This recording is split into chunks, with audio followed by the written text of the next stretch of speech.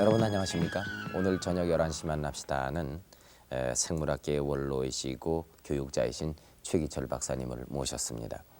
특히 최 박사님은 우리나라에 서식하고 있는 민물고기를 30여 년간 생태학적으로 분류 연구하심으로써 대단한 업적을 남기셨고 우리 그 후학들이 앞으로 공부를 하는데 대단히 좋은 자료를 많이 정리를 해 오셨습니다. 지금도 그 일에 몰두하고 계십니다. 최기철 박사님을 여러분께 소개해 드리겠습니다. 선생님 안녕하십니까? 안녕하십니까. 선생님 이렇게 처음 뵙고 제가 느끼기에 대단히 건강하시다 이렇게 느껴집니다요. 실례가 안 될런지 모르겠습니다만은 올해 연세가 어떻게? 1910년생이니까 75이 됩니까? 여섯.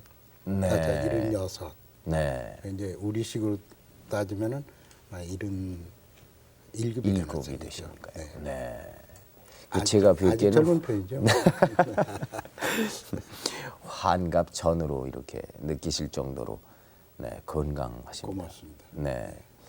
그 건강이라는 거는 타고난 것이라고 생각을 하십니까요? 아니면은 선생님이 그렇게 늘 건강을 유지하기 위해 노력을 하시기 때문에 그렇다고 첫째는 역시 생각하십니까? 어머님한테 감사를 해야 되겠죠. 네, 네. 저도 약간 좀 조심하고 있는 면은 있습니다만, 네. 저 이제 생물학을 공부하고 있기 때문에 네. 저희들 말로는 그 생물시계라는 말을 써요. 바이오클럭이라고. 무슨 네. 말이냐면 이제 어떤 동물이든지 어떤 식물이든지 하나의 그 율동적인 것, 리즈미컬한 거다. 네.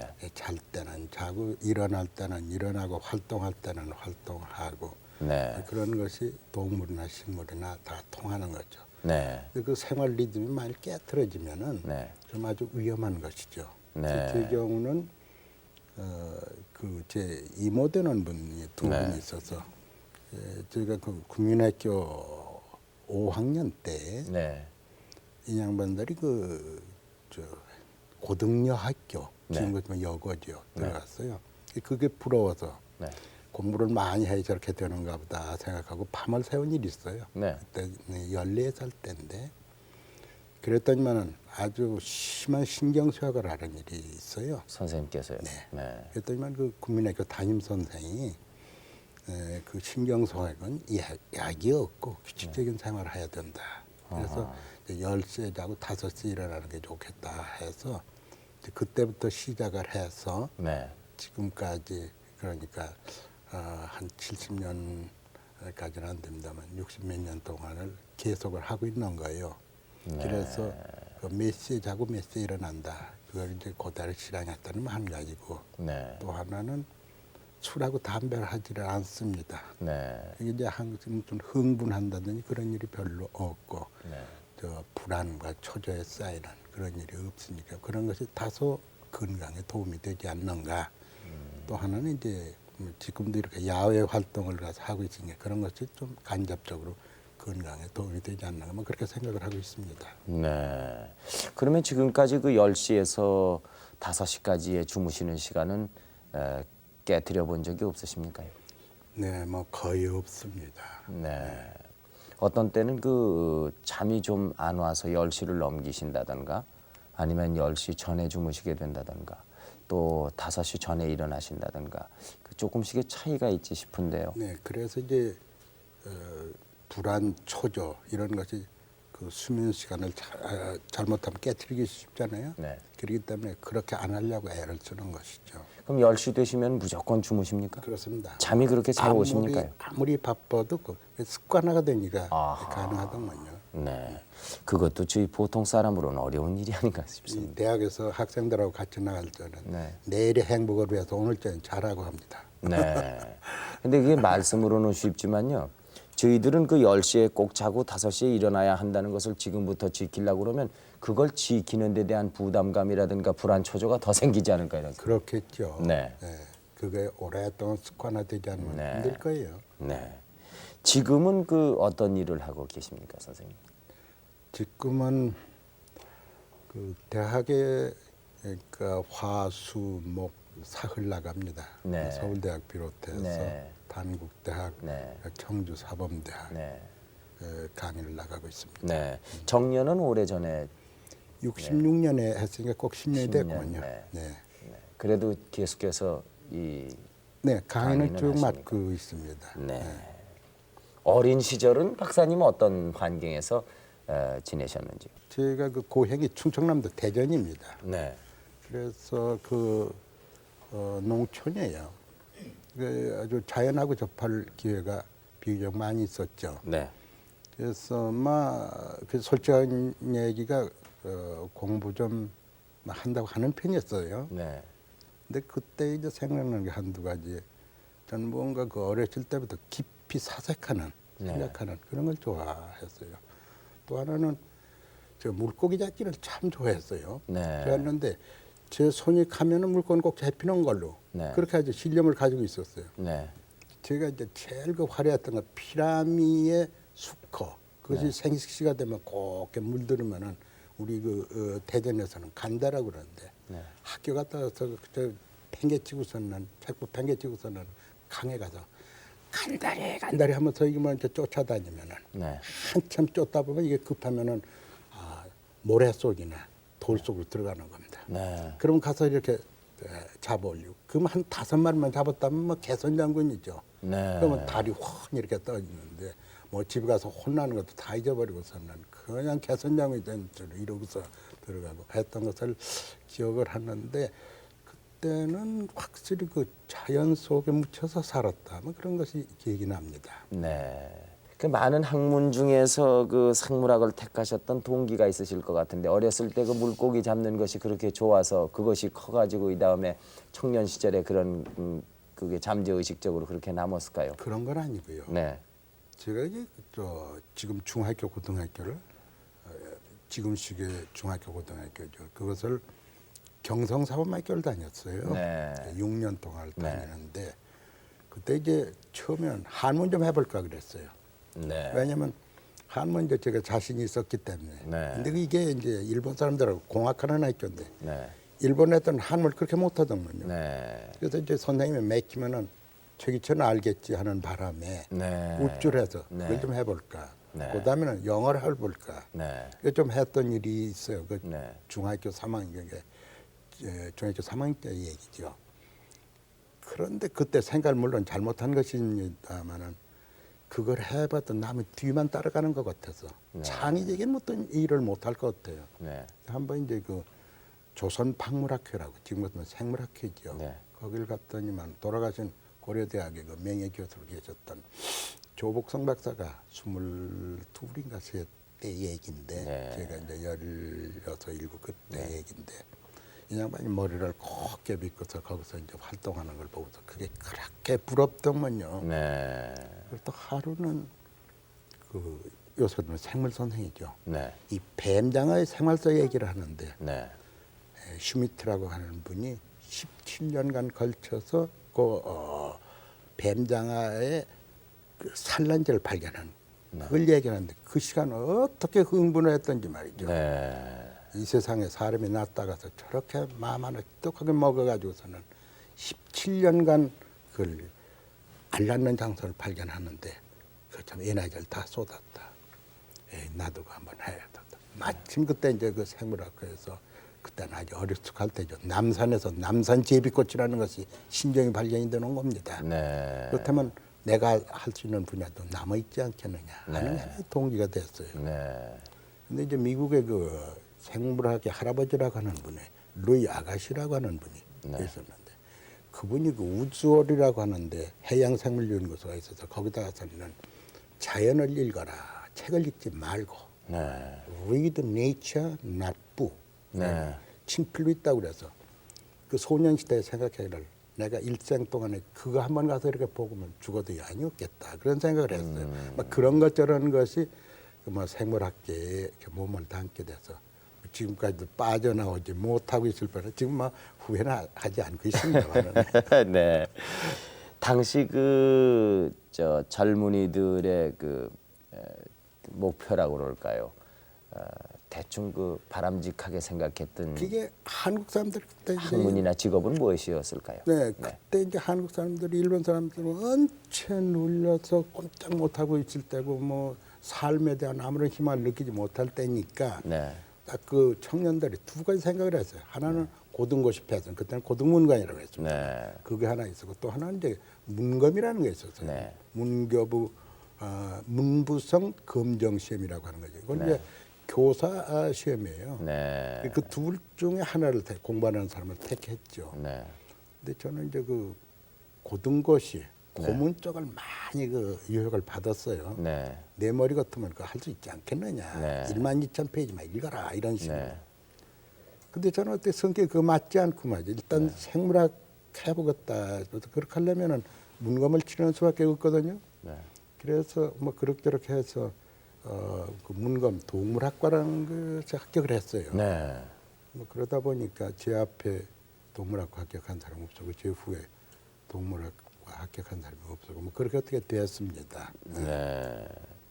그러니까 그 한국인으로서는 그 문검이라는 거를 문검. 치른 분으로 네. 선생님이 그 동물학과로서는 유일하신 그렇습니다. 분이군요. 막 그렇게 돼 있을 겁니다. 네.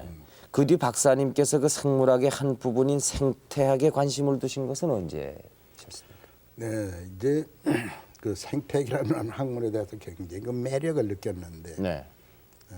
우리나라에서 할 수 있는 일이 뭐냐 그런 걸 생각을 했어요. 무대를 네. 생각하면 이제 하나 이제 문제되는 것이 그 조간대로 가서 조수가 드나드는. 네. 예, 우리나라 이제 인천을 중심으로 해서 이 조수가 드나드는 그 면적이라는 게 대단한 거거든요. 네. 전국적으로 22억 평이라는 건 막대한 면적. 네. 거기에도 생물이 살고 있다. 네. 그럼 그것들이 어떻게 살고 있냐? 바로 이렇게 되면 이게 생태적인 문제가 되는데 네.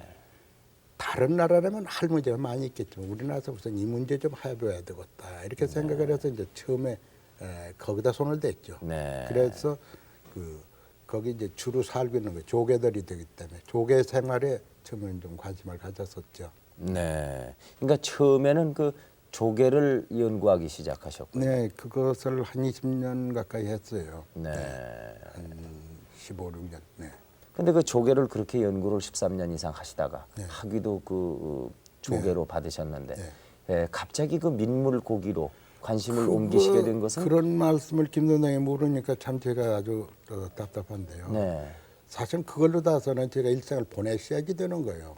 아하. 그건 뭐 어느 점으로 보든지 그렇게 했어야지 되는 건데 네.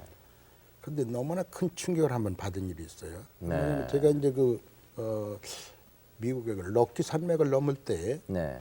럭키 산맥이라는 걸 늘 산맥이라는 걸 생각할 적에 이렇게 이제 올라갔다 와서는 뚝 떨어지는 그 칼날 같은 걸 늘 생각했었는데 네. 럭키 산맥을 넘다 보니까 그게 아니고 말이죠. 언제 올라갔는지 모르는데 평원지대를 한없이 가는 거예요. 네. 그러니까 언제 또 이게 떨어지는지 모르는 거예요. 네. 자, 이게 뭐 그 생물지리학 교과서 같은 데는 그 럭키 산맥의 동쪽하고 서쪽에 전혀 그 생물이 다르다고 하는데 네. 왔다 갔다 못하는 것들이 네. 종류 다르다고 그러는데 야 이런 데라구나 그렇게 생각을 하고 있었는데 한번 그 강릉을 가려고 비행기를 탔어요. 네. 그래서 이제 대관령 근처에 갔을 때 이렇게 내려다 보니까 그날 마침 저 1년 말거서 보니까 럭키 산맥과 똑같아요. 네. 언제 올라왔는지 모르고 말이죠. 그 평원지대를 한없이 이렇게 가다가서는 강릉 이렇게 가는 거예요. 그러니까 그렇다면 공중에서 내려다보면 내려다본 그렇게 거죠. 보인다 이런 네. 얘기입니다. 네. 그렇다면은 우리나라의 태백산맥도 동쪽과 서쪽이 생물이 판이할 거 아니겠냐. 특히 물고기 같은 것은. 네. 그래서 이제 그 강릉에 가는 용건이 있었는데 네. 그 포기해버리고서는 저 설악산에 갔죠. 설악산에 가서는 이제 물고기를 채집을 해보니 그때는 국립공원이 지정되기 전 얘기죠. 네. 해보니까 내가 대전에서 어렸을 적 보던 물건 한 종류도 없어요. 전부 딴 종류예요. 네. 근데 그것이 도화선이 돼가지고서는 그 산맥의 동쪽 있다, 없다, 없다, 있다, 있다, 없다, 있다, 없다. 그거 말이야 신기할 정도예요. 그러니까 발이 없고 걸어다니지 못하고 날아다니지 못하니까 저쪽하고 이쪽하고 다를 수밖에요. 만일 생물 진화라는 게 그대로 맞는다고 한다면 동쪽에서는 생긴 것이 이쪽에 못 오고 서쪽에서 생긴 것이 저쪽에 못 가니까 고기가 산을 넘어서 올 수는 올 수는 없으니까요. 없습니다. 다를 수밖에는. 네. 그런데 이제 그걸 하다가 보니까 그렇게 문제가 간단하지 않더라고요. 네. 서쪽 것이 분명히 서쪽 것이 동쪽에 가 있더라고요. 그래서 아하. 지질학자하고 이제 얘기를 나눠보는 거예요. 네. 그럴 수가 있느냐 그러니까 있다는 거예요.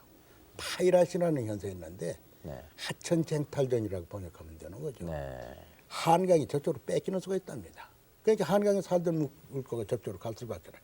한강이 이렇게 흐르고 있으면 이제 동쪽에 있는 물이 자꾸만 침식을 해서 이걸 뺏어가는 일이 있다 이 말이에요. 그럼 하천이 뺏기는 거죠. 네. 동시에 한강까지 저쪽에 동쪽으로 다서 간다. 낙동강까지 동쪽으로 간다. 이래서는 섞이는 수가 있다. 그래서 그 문제를 이제 한참 이렇게 들고 나서 보니까 또 딴 문제가 생기고 딴 문제가 생기고 이래서 요거 해결하고 조개로 돌아가야지 하면서 영 못 따라가고 말은 거예요. 네.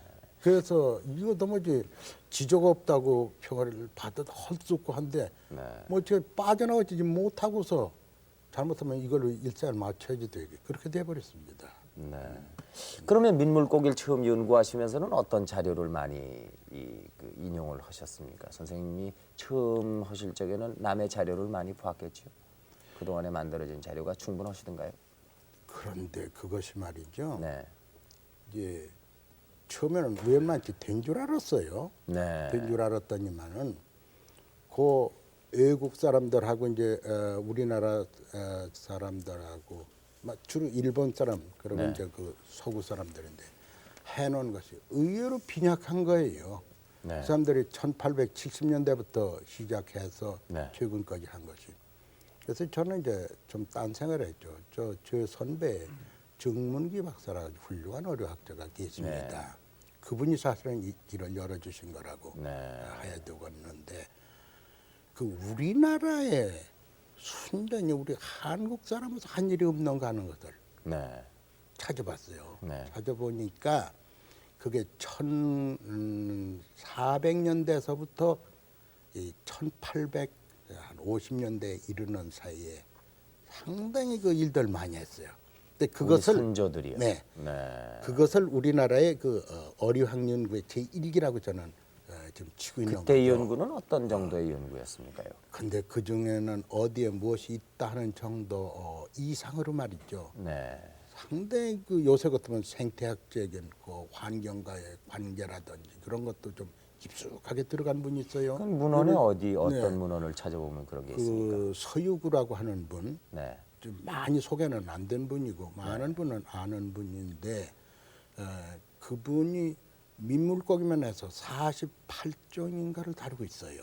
그 민물고기 전체가 말이죠. 우리 남한에 있는 것이 140종밖에 안 되는데 그 중에 40몇 종이라고 한다면 거의 3분의 1 이상을 다루고 있거든요. 이건 뭐 놀랄 만한 일이에요. 그때 본다면. 몇 년 전입니까? 그것이? 그러니까는 1810년, 20년 이렇게 되니까 지금부터 150년 전 얘기가 되는 거죠.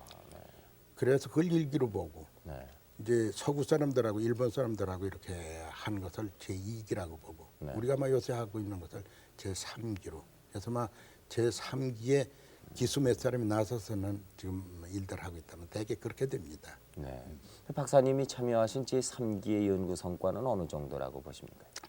뭐 크게 자랑할 것은 없지만은 해방 후에 오늘에 이르기까지 신종 새로운 종류를 하는 것은 한 종을 미국 사람한테 뺏겼습니다. 나머지 몽땅 우리가 했고요.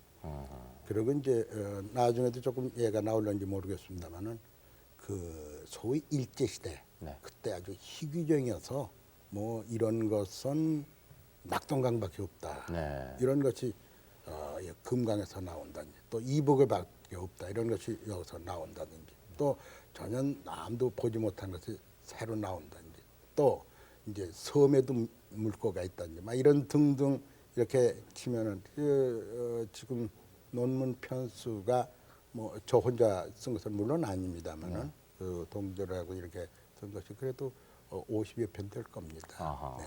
네. 그러니까 제3기에 이르러서 본격적인 그 연구가 진행이 그렇죠. 됐고 이제부터죠. 이제부터 이제 네. 그 시작이며 네. 그 정리가 많이 되는 그런 기수라고 볼 수가 있겠네요. 그 전에 한 것은 비교해서 말하면 점을 찍어 나간 거 이렇게. 네.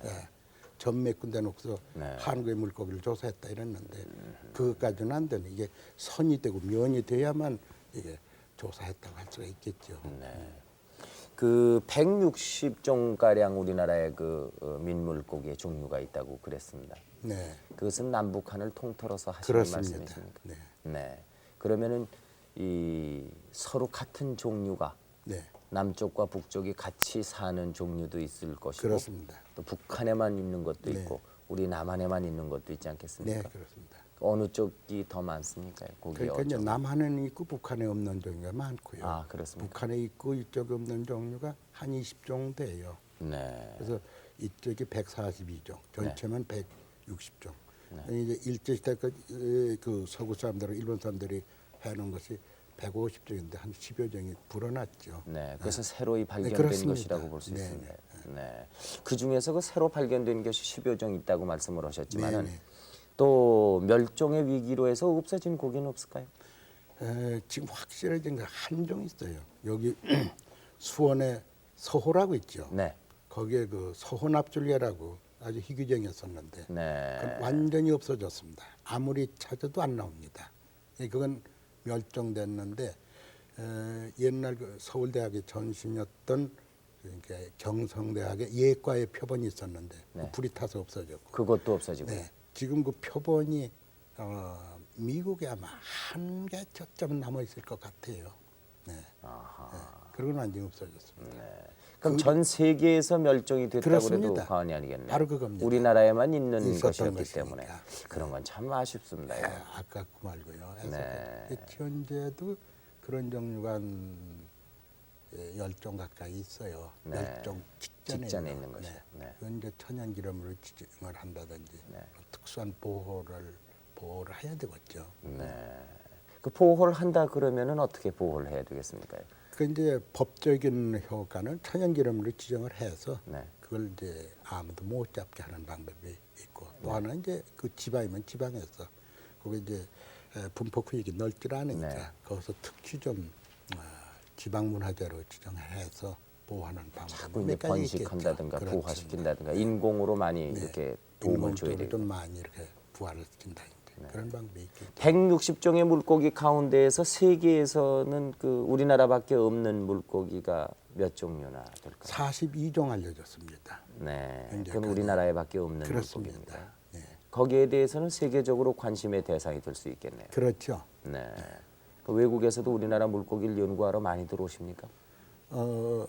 현재까지는 많이는 오지 않고 있습니다만 여기 동양의 물고기를 알려면은 중국하고 한국하고 일본하고 세 나라를 와서 더듬어야 되겠죠. 네. 근데 대체적으로 그 민물고기다 그러면은 이제 산골에 흐르는 물이라든가 뭐 이제 그 어디 산골에서 흘려다가 모인 웅덩이라든가 이런 깨끗한 물을 생각할 수가 있고요. 네. 또 하나 이제 저수지라든가 이런 것을 생각할 수 있고. 또 하나 논이라든가 강이라든가 이렇게 점점 이렇게 하류로 내려와서 사는 물고기가 있을 텐데 그 종류가 구분을 지을 수 있을까요? 네. 대체로 말이죠. 네. 강이 정상적인 거라면 상류에만 사는 거, 네. 그 다음에 사는 거, 네. 또 그 다음에 사는 거, 하류 쪽에 사는 거 이렇게 대체로 네 구역으로 나눠질 수가 있어요. 네. 그리고 일반 사람들이 잘 알고 있는 붕어나 잉어 같은 건 하류 쪽 물이 좀 탁한 데 살죠. 네. 그리고 물이 비교적 깨끗한 데는 저 피라미가 많이 살고 있고요. 네. 그 다음 구역이 되면 이제 갈견이라고 하는 종류가 있고 네. 또 그러고 이제 상류에 아주 물이 차고 깨끗한 데는 열먹어나 금강모치나 버들치 같은 그런 특수한 물고기들이 살고 있고 그렇게 되지요. 네. 근데 이제 그 정상적인 안에 그 상, 네. 분포상이죠. 네. 영어로 패턴이란 말이에요. 네. 그 패턴이 깨트려졌을 때는 인간이 뭔가 잘못한 것이죠. 갈견이가 살아야 할 것에 갈견이 없어졌다. 네. 이러면 인간이 그걸 뭔가 관리를 잘못한 것이에요. 피라미가 살아야 될 것이 피라미가 없어졌다. 네. 한다면 뭔가가 잘못된 것이죠. 그게 그렇게 진단이 가능한 거죠. 네. 그렇겠군요. 이 희귀종은 우리나라에 몇 종류나 있습니까 지금? 그 중에 이제 뭐 특산종이라고 해서 전부 희귀종은 아니기는 합니다만은 역시 희귀종으로 꼽아야 될 것이 20여 종이 됩니다. 20여 종이 됩니다. 그 중에 대표적인 몇 가지를 저희들이 좀 봤으면 싶습니다. 지금 화면에 나오는 것은 어떤 곡입니까? 저것은 흰수마자라고 흰수염마자라고 하는 뜻이 드는데 모래무지 비슷해요. 크기는 얼마나 동산에 되면은 모래무지 같이 보이는데 성어의 크기는 여기- 얼마나 됩니까? 한 7cm 내외밖에 되지 네, 사진으로 보기에는 네. 저것이 뭐 근데 저 1m가 사진에- 되는지 얼마가 되는지 네, 모르기 때문에요. 사진에서도 보는 것처럼 이렇게 수염이 이렇게 했는데 네. 수염이 4쌍이 있어요. 네. 모래무지 같으면 한 쌍밖에 없는데. 그게 저것이 이제 그 학명의 낙동엔시스라고 낙동강에만 난다고 해서 낙동엔시스라고 했는데 저게 그 비교적 금강이라든지 한강에도 난다는 그런 사실이 밝혀졌죠. 저게 그 유명한 열목어입니다. 지금 보는 네, 것이요. 열목어죠. 저 크기는 얼마나 됩니까? 저건 큰 것은 한 70cm나 80cm 되는 것도 있습니다. 아이고 그럼 대단하군요. 1m 이상 되는 것도 있다고 하는데 저는 말만 듣고 보지는 못했습니다. 네. 저게 이제 그 두쟁이라고 재밌어요. 그 서유구라고 하는 이가 쓴 것에 미수감미어라는 게 나와요. 네. 그 허미수라고 하는 사람이 아주 즐겨 먹었다고 해서 미수감미어 단 맛이죠. 달감자하고 만미자하고. 네. 그래서 저 임진가을 같은 미수개미예요. 네. 그래서 저 보니까 저 두쟁이에요.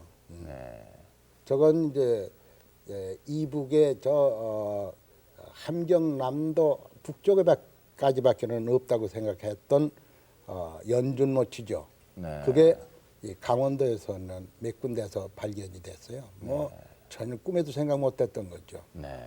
저게 이제 그 황소가리, 황소 천연기념물로 지정된 종류지요. 네. 저건 외국에는 없습니까? 황소가리는 지금 정식으로 여기서 알려지지 못했겠죠. 네. 저게 이제 가는 돌고기라고 네. 여기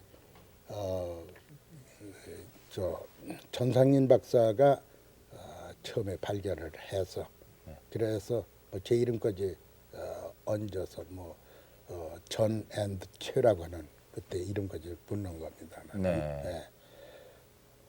그러니까 우리나라에서 저 희귀종으로 처음 발견이 됐다 그러면은 우리나라에밖에 없다. 그러면 세계 최초의 발견이 되지 않겠습니까? 물론 그렇습니다. 그럼 그 학명을 붙이게 네, 되죠. 학명을 붙이니 네. 전 박사가 네. 일을 해주셨죠. 아하. 네. 저런 희귀종을 이렇게 좀 번식시킨다든가 인공 부화시킨다든가 그런 것은 어려울까요? 왜요? 하면 되죠. 아, 네.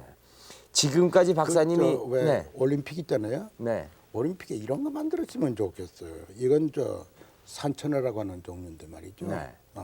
우리나라의 특산종을 이렇게 만들어 가지고서 말이죠. 네.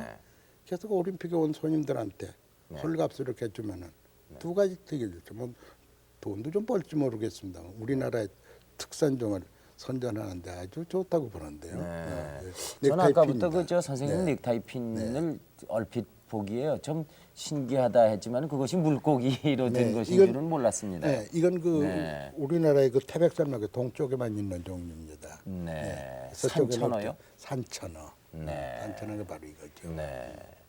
물고기의 채집은 어떻게 합니까? 채집 도덕이라는 거 좀 윤리적인 면 생각해야 되겠어요. 네. 그 뭐냐면 가장 좋은 방법은 약품을 푼다든지 또 그 채집이라는 목적 자체는 이 전기로 다 이렇게 지진다든지 하는 방법이 있겠는데 그건 좀 절대 안 하죠. 네. 꼭 투망이나 반드로 다서는 잡죠. 네. 그래서 네. 이제 낚시로 하거나 네. 그 채집을 해서 그 죄 없는 어린 새끼 고기들을 죽일 필요가 없으니까 네. 아주 조심을 합니다. 네. 그러니까 지금 그 모습에 채집하시는 장면인 모양인데요. 저건 그 네, 저건 그 휴전선에 갔을 때 네. 이제 그 열모가 이렇게 채집돼서 그래서 저렇게 이제 관찰하고서는 바로 넣어줬죠. 바로 도로 그 강에다 그러면요. 넣습니까? 네. 네. 저는 열모가 여기에 있다 하는 걸로 그냥 네. 저게 두타연이라고 하는 것인데 저 두타연이라는 것에 뭐 그렇게 많지 않으니까 네. 저건 지금 이제 역시 휴전선의 일부에서 저는 기록을 하고 네. 한 사람은 물 속에 들어가서 이제 관찰하는 데 보고를 하고 그거 지금 기록을 하고 있는 장면입니다. 네. 그러니까 혼자 다니시는 거는 아니군요. 근데 혼자 가면 뭐 일 못하죠. 네. 안 가보신 데가 없으시겠네요. 전라남북도 그리고 충청남도 일부만 빼놓고는 거의 돌았습니다. 각 전라남북도 위원회까지. 그쪽에는 왜 그 아직 못 가고 있습니다. 시간이 없어서. 아직 가보시질 못했군요. 네, 그렇습니다. 그럼 그곳에서 또 희귀종이라든가 신종어가 이 발견이 될 수도 네, 있겠네요. 뭐 기대를 걸만하지 않겠습니까? 전혀 뜻하지 않았던 것들이 나오니까 요것만 하더라도 이제 네. 이것이 부여읍에서는 네, 좀 체육관 열어봐도 것인데, 네, 열어봐도 괜찮습니다. 그런데 이제 이런 경우만 하더라도 저는 뭐 예상하지 못했던 종류가 딱 나오니까요. 네. 그래서 이게 아까 저기서 봤던 흰수마자라고 하는 건데 이 흰수마자의 말이죠. 네. 뭐 이런 것은 글쎄 아무것도 아니다 이럴지 볼지 모르지만은 저들 이것을 이제 즐기는 사람의 네. 또 학문하는 사람 입장에서 보면 선생님 이걸 제가 조금만요. 네, 이렇게 조그만 해가지고, 거라도 네, 좀 보여. 네. 네. 100만 원에 팔려면 안 팔죠. 네, 1천만 원 준다도 제가 못 파는 겁니다. 네. 왜냐하면은 이것이 금강에 잡혔다고 하는 것이 이제 하나 문제가 되고 여기 배가 똥똥하죠. 네. 이게 포란을 하고 있는 거죠. 이게 성어입니까? 네, 요거 완전히 큰 겁니까? 다 큰 거죠. 네.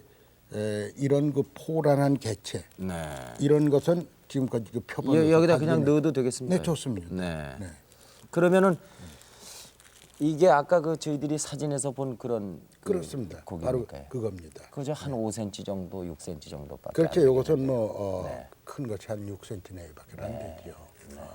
그럼 이런 고기가 이제 또 희귀종이 전라남북도라든가 충청도 이런 데서 거기서 나올지도 모르겠어요. 금강에서는 지금 분명히 나오고 있으니까요. 네. 또 낙동인스라고 낙동강에만 난다고 했었거든요. 음흠.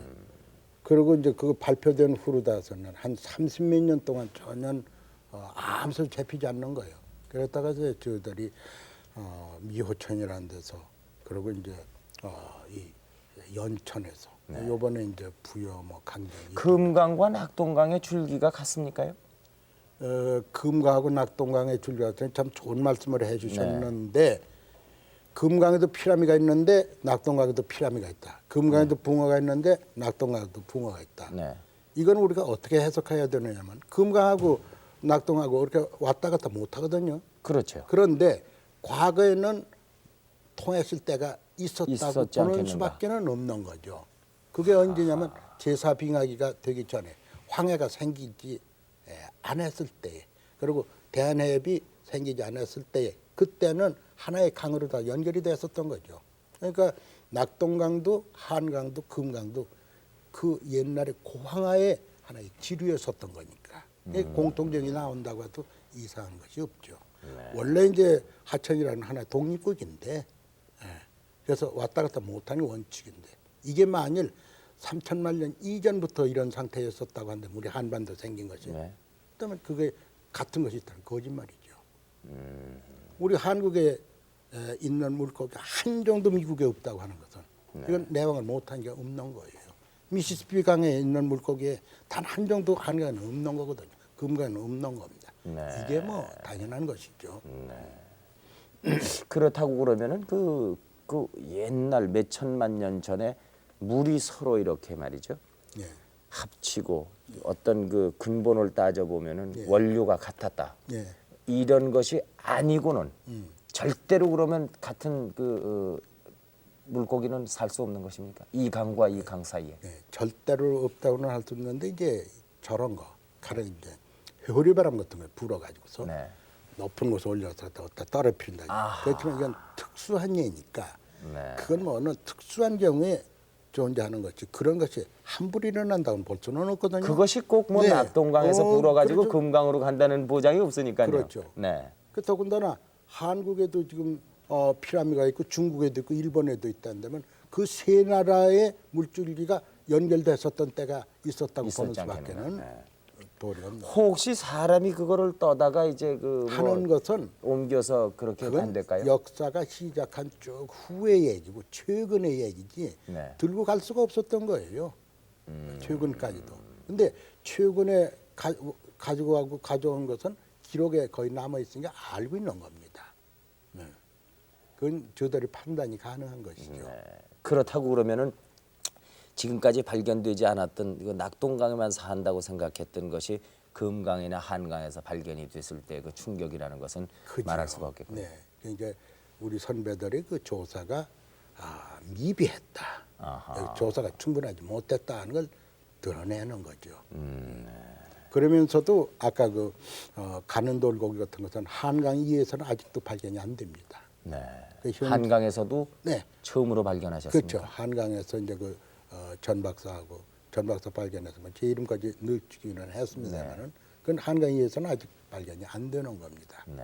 혹시 발견이 될 수도 있지 않을까 이런 기대는 안 하십니까? 그렇죠. 절대로 발견 안 될 것이다 하는 말은 할 수가 없습니다. 한강에 피라미가 있고 네. 금강에도 피라미가 있고 낙동강에도 있다고 그러면 그러면은 그 지금 한강에만 살고 있다는 고기가 낙동강에도 살 수 있다는 가능성은 있지 않을까 싶습니다. 그런데 네. 그것이 이제 독립된 후에 생긴 종이다 아하, 한다면 예, 있을 수 있는 예. 거죠. 네. 네. 이렇게 말씀 나누다 보면 우리 김 선생님 어류학자가 되시겠어요. 저요? 근데 저는 이렇게 듣고 나면 다 잊어버리게 되더군요.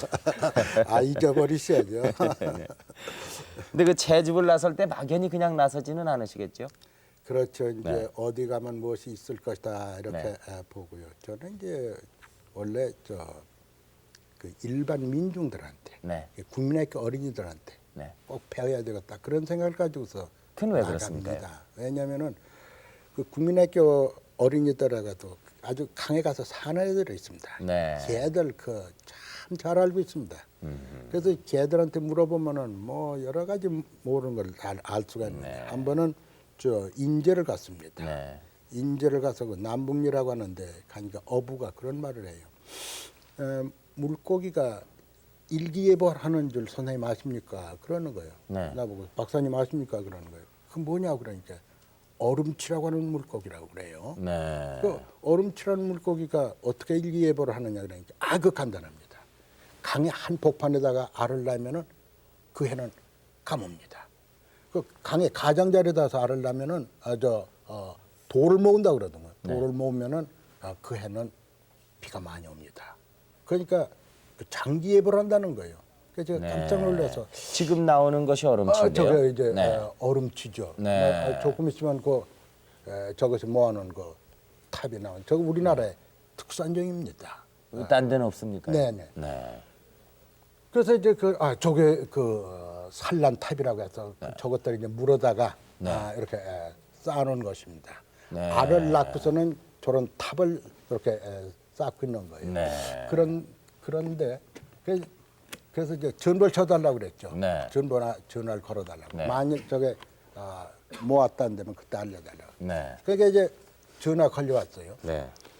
제가 메타자를 가져가서는 저 산란탑 모였는 데를 이렇게 재봤습니다. 네. 재보니까 70cm에서 50cm 그 사이에 그 물이 얕은 곳에밖에는 안 돼 있는 거예요. 얼치 요걸. 이건 앞으로 가물 것이니까 거기다 알을 낳은 것이 아니라 이미 가물어서 강의 한 복판에도 수심이 50cm 내지 70cm 되니까 거기다가서는 알을 낳고 모은 거다. 이렇게 판단한 거죠. 네. 그러니까 바람이 부니까 나무가 흔들리는 거지. 나무가 흔들리니까 바람 부는 건 아니다. 네. 그거나 마찬가지죠. 네. 그 원인하고 결과를 같아서 네. 혼동하고 있는 거죠. 그러나 그것이 도화선이 돼 가지고서 저것을 생활사를 밝혀야 되겠다 해서 물론 뭐 우리나라밖에 없는 종이니까 뭐 세계 최초로 1971년이던가 저것을 생활사를 대충 밝혔습니다만 네. 뭐 그런 예는 아주 많이 있습니다. 논산 가면은 뭐 효자고기다 이런 거. 그 효자고기가 실태가 뭐냐 하는 것을 이제 알아보는데 한 3년 걸렸는데 그걸 하다 보니까 그 생태적인 여러 가지 면을 알게 되고 이래서는 많이 공부가 되었습니다만. 네. 그래서 그 국민학교 어린이들, 어부들 아무것도 모른다고 생각하는 그 농민들 한테 들어서 배운 것이 너무나 많아서요. 네. 네. 선생님 그 채집을 하시려고 하면은 뭐 가만히 댁에 앉아서야 되시겠습니까? 이 저 전국을 돌아다니시고 뭐 찾아다니시고 그래야 될 텐데 집도 많이 비우시겠어요? 네, 그래서 이제 저 집에서는 아무래도 좀 불만할 거 아니겠습니까? 네. 소위 가정이라는 사모님께서 좀 사람이 네, 허전해 하시겠죠? 일주일에 토, 일, 월, 사흘 동안 완전히 집에 없으니까. 네. 그런데 이제 집에 그 심부름 하는 애들은 몇째 그걸 깊이 이해를 해주고 있어요. 네. 그래서 제가 아주 큰 도움을 받죠. 뭐 어디 여행을 하고 와도 조금도 그 가정에 말이죠. 뭐 걱정거리가 뭐 저렇게 좀 안심시키려고 애를 쓰고 하는 그거 보면 참 어떤 때는 눈물이 나오고 그래요. 네. 특히 이제 그 섬에도 물고기가 있을 것이다 해서 점을 치고서 섬을 도는 일이 있었거든요. 네. 그때 이제 집에서도 걱정이 많죠. 배 타고 가고 이제 왔다 갔다 하고. 그런 때도 집에서는 아주 잘 이렇게 지켜주고 했을 때는 참 고맙더군요. 네. 예. 그 지금 섬의 가정이라는 게 물고기를- 그런 거 아니겠습니까? 이게 서로 참 고맙다는 생각 가지고서 그런 생각으로 얽혀지는 게 그런 온정 가지고 얽혀지는 게 그 가정 아니겠어요? 네. 네, 말씀하세요. 저 섬에도 지금 물고기 있다 이렇게 말씀을 하셨어요. 근데 그 이런- 섬이라는 것은 이렇게 점을 친 거예요. 네. 섬의 물고기가 내륙하고 완전히 다르다 한다면은 네. 그렇다면 우리나라의 섬들은 이 바닷속에서 솟은 것이다. 이렇게 판단하면 되고 네. 같다 한다면은 육지하고 연결됐었던 것이 떨어져 나간 것이다. 네. 이렇게 보고 말이지. 그런데 이제 실제는 이렇게 제사빙하기가 가면서 수위가 높아지면서 이제 높은 데가 섬이 된다. 이것이 대체로 지금 우리나라의 섬들입니다만 네. 거기에 가서 이 내륙하고 똑같은 걸 발견했을 때 또 그 특산이 하나도 없다는 것을 알았을 때 네. 그때는 참 아주 보람을 느꼈어요. 섬에만 사는 그 담수어가 있던가요? 없습니다. 그건 없고, 없습니까? 네, 꼭 공통점인데 네. 그 이제 우리나라 물고기 중에서 제일 많이 알려진 게 피라미 아닙니까? 네. 피라미 새끼 어떻다 네. 이런데 피라미가 없어요. 섬에는요? 네. 그건 왜 그럴까요? 그거 얘기 간단하죠. 네. 피라미는 성격이 말이죠. 어렸을 적에 네. 그저 12, 3mm니까 1.23cm. 네. 그때 벌써 이게 까붑니다. 네. 가서 여울로 가서는 여울에 있는 저 돌에 붙은 물때라고 하는 거 쪼아먹는데 네. 모험을 하는 거예요. 네. 그래서 그냥 떠내려가는 거예요. 네. 떠내려가서 바다까지 가면 못 돌아오는 거죠. 네. 바다까지 가기 전에 이것이 22, 3mm까지 크면은 이제 헤엄칠 능력이 생겨서 올라오는데. 그렇게 못되면 바다까지 떠내려가는 겁니다. 근데 섬이라고 하는 데는 강줄기가 짧으니까 네. 그러니까 떠내려갈 수밖에는 없는 거예요. 그래서 물이 섬에- 급하고 대개는 급류고 또 짧고. 네, 그렇습니다. 네, 강의 길이가 짧고요. 네. 그러니까 못 사는데 네. 강화도는 예외예요. 네. 강화도는 매년 한강이 갔다 와서는 그 자원을 보충해 주는 겁니다. 네. 그래서 이제 이상하다 싶어서 강화도에 어떻게 해서 피라미드가 있는가 하고서는 장마졌을 적에 배를 타고서는 쭉 돌아보니까 이제 저 민물은 비중이 가볍고 해수는 무거우니까 해수가 밑에 들고 민물은 위로 이렇게 뜨는 겁니다. 네. 그래서 그 한강 물고기가 저 강화도 주변에 말이죠 우글우글한 거예요. 그걸 이제 확인한 거죠. 그것들이 꼭 그 한강에만 올라오자 된다는 법은 없으니까. 네. 그 이제 금강에 있는 강화도에 있는 그 조그만 개울로부터 모두 이렇게 올라가는 거죠. 네. 그래서 매년 보충해 주니까 거기는 있는 거예요. 네. 근데 이제 사람들이 저수지 만들으니까 이제는 떠내려갈 필요가 없으니까 거기서는 막 끌는 거죠. 네. 원래 우리나라의 그 민물고기 중에서 제일 번식력이 강한 것이 바로 그건데요. 네. 그래서 지금은 아주 강화도에도 여기저기 저수지가 생겨서 피라미드가 많이 있습니다. 네. 근데 그 우리나라의 희귀종이라든가 우리나라에만 있는 고기 또 우리나라가 생태학적으로 보유할 수 있는 고기의 수 네. 이런 것을 쭉 지금 말씀을 해주셨는데요. 예를 들자면은 외래종으로 우리나라에 들어와 가지고요. 네. 이 소식을 하게 된다든가 또 인공적으로 부화한다든가 그런 고기도 있지 않습니까? 그 국민들 중에 막 다대수 일부의 분들은 그 외국에서 질이 좋은 걸 갖다 여기서 잠깐 번식시켜서 식량자원을 하면은 되지 않겠느냐. 네. 그게 또 남으면 외국에 수출하면 되지 네. 않겠느냐. 그 생각 다 좋아요. 네. 좋은데 자연 하천에다 버린다는 데는 문제가 있어요. 버리는 게 아니라 방류한다는 방류하면, 문제가 있어요. 네. 그래서 이제 최근에 예를 들면은 이제 베스라고 하는 종류가 나왔죠. 우리 농어의 일종인데 네. 저 미국에서 들어왔어요. 네. 들어와서 지금 한강에 자리 잡고서 자꾸 번져나가고 있습니다. 네.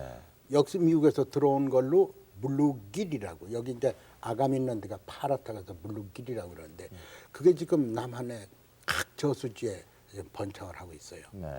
이런 경우는 어류학자들한테 물어서 상의를 해야 돼요. 왜냐하면 그 결과가 어떻게 되느냐는 걸 좀 생각해야지 돼요. 네. 지금 낚시하는 분들은 뭐 우리 저 김 선생님은 제가 소문 들으니까 별로 낚시를 안 하신다고 하는데 네. 그 연못에 붕어가 있느냐 없느냐 큰 문제거든요. 낚시하는 사람들한테. 네. 근데 조그마한 연못에는 그 물류길이라고 하는 종류 때문에 우리의 붕어는 완전히 도타당할 가능성이 있는 겁니다. 왜냐하면은 붕어는 알 낳고 무책임하게 그냥 내버려 두는데 이것들은 알을 낳으면은 수컷이걸 빙빙빙 돌면서 어느 정도 크기까지 부성애를 발휘합니다. 보호를 하는 거. 보호를 하는 거예요. 그러니까 번식력을 당할 수가 없으니까 결국 나중에 그렇게 하다 보면은 붕어가 전부 도타당하고 그것만 남게 되죠. 그래도 좋으냐 하는 것을 미리 생각하고서 방류를 해야 되죠. 이런 문제가 생깁니다. 네. 그런 것은 참 그 우리나라의 그 고유의 네, 아니면은 생태계가 생태계를 또 유지하는데 별반 바람직하지 않지 않겠는가 이런 생각이 경우에 드는군요. 따라서는 네. 그런 일을 하려면 역시 그 국한된 다른 데로 이렇게 나가지 않는 그런 데 이제 한해서 시험적으로 하고 그렇게 해야 되겠죠. 선생님이 저 신중하게. 언젠가 그 채집을 가셨을 적에 많은 고기가 있을 것이다 생각을 했는데 그 공장의 폐수로 오염이 돼 가지고 그 고기가 하나도 없는 것을 보고 굉장히 실망을 하셨다는 얘기를 들었습니다. 우리나라 이 자연 보호는 어떤 측면에서 해야 된다고 생각하십니까? 의정부에서 조금 그저 네. 북쪽으로 가면은 신천이라고 새로운 강이라고 있어요. 물도 깨끗하고 맑고 막 그래서요. 여기는 상당히 있을 것이다. 막 적어도 20-30종 있지 않겠냐 해서 던져도 하나도 안 잡고 던져도 뭐 아무리 투망을 던져도 안 나오는 거예요. 네. 이상하다 이럴 리가 없는데 하고 보니까 피혁 공장이 있어요 옆에. 피혁 공장. 네. 그래가지고서는 뭐 그 수질 오염되니까 천멸한 거죠. 한 마리도 못 살더만요. 네. 그 피혁 그래서- 공장 상류에는 있던가요? 그렇죠. 거기는 있고요. 그러면요. 네. 그래서 이제 우리가 그 지금은 자연 보호라는 데에서 자연 보호는 관에서 하는 거다. 아황산가스의 분량을 줄이는 것도 관, 물을 깨끗하는 것도 관이다. 이래서 관에 밀어놓고 있는 격인데 원래 자연 보호라는 건 국민 한 사람 한 사람이 내가 어떻게 하겠느냐, 내 집을 어떻게 하겠느냐, 내 마을을 어떻게 하겠느냐 했을 때 성과가 오를 거 아니겠어요? 네. 그래서 그런 관점에서 볼 때 국민 전체가 물고기가 살면 우리도 살고 물고기가 못 살면 우리도 못 산다. 왜? 물고기가 못 사는 생태계에서 인간이 살 수 있다고 하는 것은 있을 수 없는 일이에요. 이건 아무리 이런 쪽으로 해도 나오지 않는 거거든요. 네. 물고기 못 살면 사람도 못 사는 거예요. 그러니까 물고기를 보호하는 것이 나를 보호하는 것이고 네. 우리 민족을 우리 국민을 보호하는 것이지 그 물고기를 보호해서 손해 보는 것이 아니다 말입니다. 빨리 국민들이 이걸 알아차려야 될 줄 압니다. 그렇게 해야만 우리도 쾌적한 생활을 할 수 있다고 그렇게 봅니다. 그러니까 하여튼 전국에 산재해 있는 강이라든가 냇가라든가 저수지 모든 물이 고기가 살 수 있는 물이 되면은 우리 인간들은 그 물을 먹을 수 있지 않겠는가 이런 생각이 듭니다요. 그런 측면에서 본다면은 한강의 개발이 요즘 그 한창 그 절정기를 맞이하고 있습니다. 그 한강 개발과 아울러서 뭐 낚시도 거기서 할 수 있고 여러 가지 한강수를 이용할 수 있다 그러는데 우선 직접 저희가 한강물을 먹지 않습니까? 네. 그러면 선생님 보시기에 한강 물은 어떻다고 생각을 하십니까? 물을 우리가 나눌 때 아주 일반 국민이 알기 쉽게 네. 1급수, 2급수, 3급수, 4급수. 네. 1급수라고 하는 건 어떤 수돗물보다도 깨끗한 거. 그게 그냥 막 1급수죠. 먹어도 네. 자연 그대로가 괜찮다는 거예요. 설악산이나 뭐저 네. 속리산이나 계룡산 이런 데 가서 산에 그 절절 우리가 보기만 하면 그냥 마시고 싶은 물. 네. 요새 생수라고 해서 그런 네. 물보다도 깨끗한 물. 그게 네. 1급수죠. 네. 근데 2급수라면 피라미가 살 수 있는 거. 3급수라면 잉어, 붕어가 살 수 있는 물. 네. 4급수는 완전히 아무것도 못 사는 물. 네. 그래서 이제 한강은 제2한강교에서 저 하류 쪽은 4급수에서 아무것도 못 삽니다. 그물 100번 던져도 한 마디도 안 나옵니다. 그리고 이제 제2한강교에서 뚝섬까지 저 광나루까지 사이가 3급수. 거기서 우리가 그 수돗물로 쓰고 있는 팔당댐까지는 2급수. 대체로 이렇게 되죠. 네. 그럼 지금 한강 개발이다 하는 건 목표를 네. 3급수를 2급수쯤 돌려서 네. 1920년대, 30년대 물까지 이걸 좀 격상을 시켜보자 이런 거거든요. 그러면은 그 한강에 피라미가 살 수 있습니까? 하류까지요. 그좀 말씀드려요. 예. 그럼 이제 참 우리 김 선생님도 가끔 그런 일이 있겠지만 한강이 좋아져서 네. 한강에서 낚시를 할 수 있게 됐다. 이게 무슨 소리입니까? 이거 일반 사람들이 저 아는 사람이 들으면 무슨 얘기가 돼요? 아하. 언제는 이 낚시 못했습니까? 네. 또 그 다음에는 한강의 물이 좋아져서 붕어나 잉어를 낳게 됐다. 네. 이건 우리 국내 사람들이나 또 외국 사람들의 얘기 망신하는 거예요. 네. 왜냐하면 붕어나 잉어는 3급수에 사는 거예요. 그러면 한강을 개발했다고 해서 3급수 만들었다는 얘기예요. 네. 그러니까 한강을 개발해서 은어가 잡히게 됐다. 쏘가리가 잡히게 됐다. 이러면 아주 훌륭합니다. 그건 뭐 외국 사람들한테 그렇게 얘기를 하면은 우리 참 애국심에 불타는 거예요. 영국 사람들이 테무스강이 좋아졌다 할 때 그 사람들이 뭐라고 표현하느냐면은 네.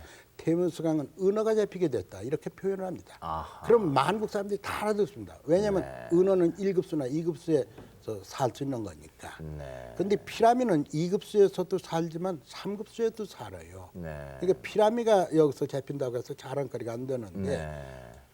원래 용산이나 마포는 그것이 쏘가리가 잡혔던 곳이에요. 네. 서식했던 곳이에요. 그러니까 소가리는 몇 급수에서 삽니까? 그건 2급수에 삽니다. 2급수에 삽니까? 그러니까 이제 네. 그것들이 거기까지도 그때는 2급수였다 이런 얘기군요. 오도록 가야 되고 아하. 또 지금 은어는 말이죠.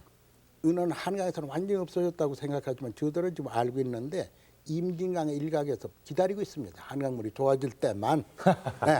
그래서 한강물이 좋아지면 이쪽 이제 올라올 겁니다. 네. 그렇게 됐을 적에 서울시장 비롯해서 서울 시민들이 자랑할 수 있죠. 우리 한강 이렇게 해서 이렇게 은어가 됐다. 잡힌다. 근데 막 세누강의 경우도 그렇고 저 태무스강의 경우도 그렇습니다. 태무스강을 오늘의 태무스강으로 만드는데 200년 걸렸습니다. 네, 역사 네. 걸리는 거죠. 네. 그 선생님 좀 앞장을 쓰셔야 되겠는데요. 그리고 많이 자문에 응하시고 그래서요. 한강에서 은어가 잡힌다는 것을 네. 우리가 좀 네. 내외로 자랑을 할 수 있는 뭐 그럴 그런 때가 시기가 빨리 와야죠. 빨리 와야지 네. 저희들도 깨끗한 물을 먹을 수 있지 않겠냐 네, 그런 네. 생각이 듭니다. 아무쪼록 선생님 건강하시고요.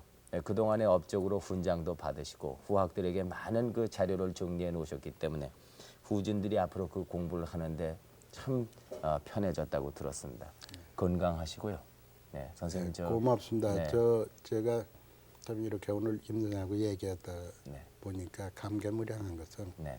그 서유구 아마 그 외에 여러분들이 그렇게 일을 많이 해주셔서 네. 큰 도움을 받았고 또 가까이는 참 우리가 평소에 존경하고 있는 정문교 박사가 일을 많이 정리를 해줬기 네. 때문에 우리가 제3기에 들어갈 수 있었다. 그런데 나보다 후배라고 하는 분들, 네. 내 제자라고 하고 하는 분들이 저보다만 월등 본질적으로 좋은 일들을 하고 있어서 아주 크게 지금 기대를 걸고 있고 그 중에는 아무리 봐도 세계적인 학자다 이렇게 보는 사람도 속출하고 있어서 마음 든든하게 생각하고 있습니다. 네. 정 박사님이 이루어 놓으신 업적을 최 박사님이 덕을 보았다 이렇게 말씀을 하신 것과 마찬가지로 최 박사님께서 그 50여 편 뭐 또 그 많은 그 자료를 정립해 놓으시고 여기 지금 그 자료가 왔습니다만 시간이 없어서 저희들이 보여드리질 못했습니다만은 우리나라 전체 하천에 있는 고기의 분류를 지도로 다 만들어 놓으신 것을 그 후진들이 보면은 얼마나 도움이 많이 되겠습니까요? 뭐 요거 간단합니다만은 아직 뭐 일본 네, 잠깐만 제가 시청자 여러분들을 위해서 좀 보여드릴까 합니다. 이왕의 말이 나왔으니까요. 우리 저 최 박사님께서 전국을 일주를 하시면서 수많은 고기의 그 생태를 갖다 이렇게 지도로 설명을 해 놓으셨습니다. 이게 전부 그 자료인데요. 이것을 보시면 어디에 어느 하천에는 무슨 물고기가 살고 있다는 것을 일목요연하게 알 수가 있습니다. 이런 자료로 이제 평생에 걸쳐서 만들어 놓으셨는데 이 얼마나 좋은 지금 일이십니까? 하고 있는 일은 매년 이런 것을 한 권씩 내는데 경상남도에서 시작해서 네. 지금 5권이 완성이 됐고요. 네, 이건 앞으로- 경기도 편입니까? 네, 이건 경기도 편. 네. 앞으로 이제 충남, 전남북 해석을 완성을 하려고 생각합니다. 88년까지는 어떻게 만들어야 되겠다고 네, 생각합니다. 그러면 모두 몇 권이 됩니까? 8권이 8권이 되겠습니다. 되게 됩니까? 네, 훌륭하십니다. 아이고 부끄럽습니다. 네. 아무쪼록 건강하시고요. 네, 그리고 계속해서 이 하시는 일이 순조로이 잘 이루어지시기를 간절히 바라겠습니다. 감사합니다. 오늘 이 바쁘신 시간에 채집을 나가시지 아니하시고 오늘 이 프로에 출연해 주셔서 대단히 고맙습니다. 네, 오늘은 그 우리나라 민물고기의 생태를 아마 평생을 걸쳐서 연구를 하시고 지대한 업적을 남기신 최기철 박사님을 모시고 여러 가지 유익한 말씀을 들었습니다. 여러분 안녕히 주무십시오.